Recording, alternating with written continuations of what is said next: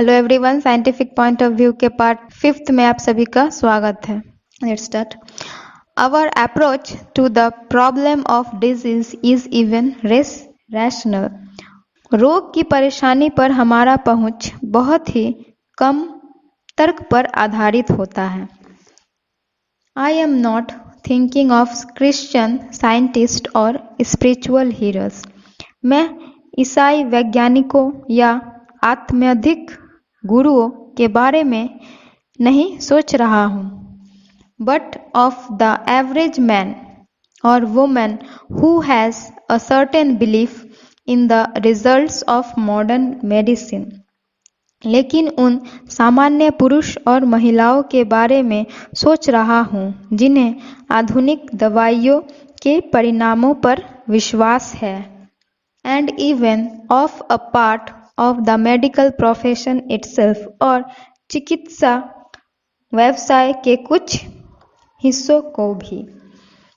Serious illness in ourselves और our friends always arouses a good deal of emotion. हमारी या हमारे मित्रों के गंभीर बीमारियों पर हमेशा हमारे भावनाओं को उत्तेजित करता है। Now when we are emotional about a subject we feel a need to believe something about it.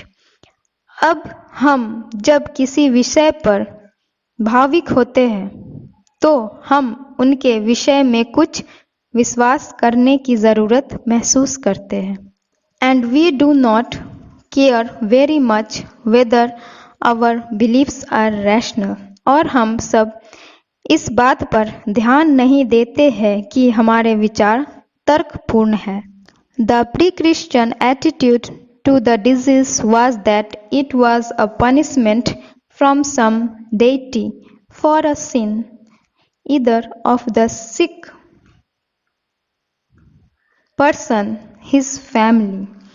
ईसाई पूर्ण रवैया रोगों के प्रति यह थी कि उन्हें या उनके परिवार को रोग कोई देवता दंड स्वरूप उनके पापों के लिए दिए जाते हैं, और द होल कम्युनिटी, या फिर उनके पूरे संप्रदाय को।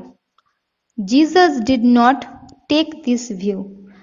जीसस इस दृष्टिकोण को नहीं मानते थे।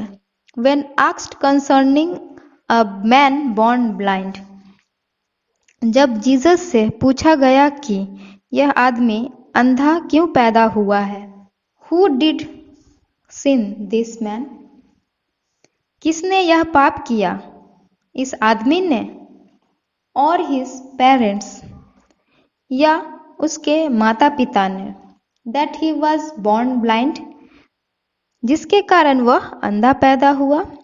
ही रिप्लाइड, उसने जवाब दिया, neither hath this man sinned, ना तो इस आदमी ने पाप किया, नॉर हिज पेरेंट्स, ना ही इसके माता पिता ने, but that the works of God should be made manifest in him, लेकिन ईश्वर के कार्य इसे स्पष्ट रूप से, यानी कि ईश्वर की सत्य कार्य इसे बताया जाना चाहिए।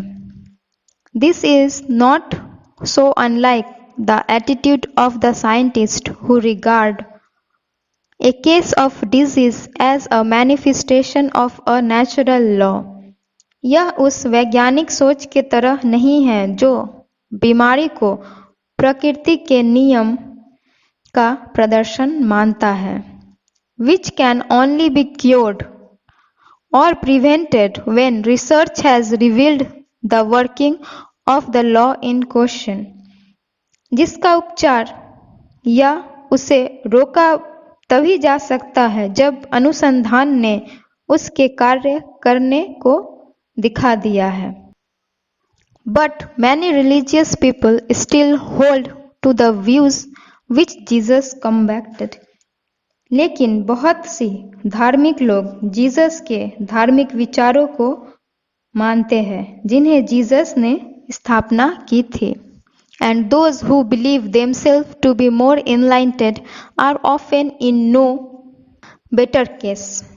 और जो लोग अपने आप को ज़्यादा ज्ञानी मानते हैं वे अच्छे नहीं होते हैं। Many believe that diseases could be prevented by a return to nature. बहुत लोग यह मानते हैं कि बीमारियों को दूर रखा जा सकता है प्रकृति के समीप रहकर। I suppose that the first step in a return to nature would be the discarding of clothes. मैं मानता हूं कि प्रकृति में लौटने का पहला कदम है वस्त्रों को त्याग देना, यानी कि कपड़ों को त्याग देना, which would at once increase the mortality from pneumonia about 100-fold. जो तुरंत निमोनिया को बढ़ा देगा और 100 गुना मृत्यु दर को भी बढ़ा देगा। Of course, बेशक, the phrase living according to nature is quite meaningless. यह कथन है कि प्रकृति के हिसाब से जियो, यह बिल्कुल अर्थहीन है, इसका कोई मतलब नहीं है। Civilized and savage men, health and sickness are equally parts of nature. सभ्य और असभ्य लोग, स्वास्थ्य और बीमारी, यह सभी समान रूप से प्रकृति का अभिन्न अंग है। Some features of civilization are bad for health. सभ्यता के कुछ विशेषताएं स्वास्थ्य के लिए हानिकारक है। But for all that, लेकिन इन सब के लिए such statistics are available show that civilized men live longer than uncivilized. कुछ आंकड़े उपलब्ध है जो दिखाते हैं कि या बताते हैं कि सभ्य लोग असभ्य लोगों की तुलना में ज़्यादा दिन तक जीवित रहते हैं। तो यहाँ हमारा the scientific point of view का पार्ट 5 खत्म होता है।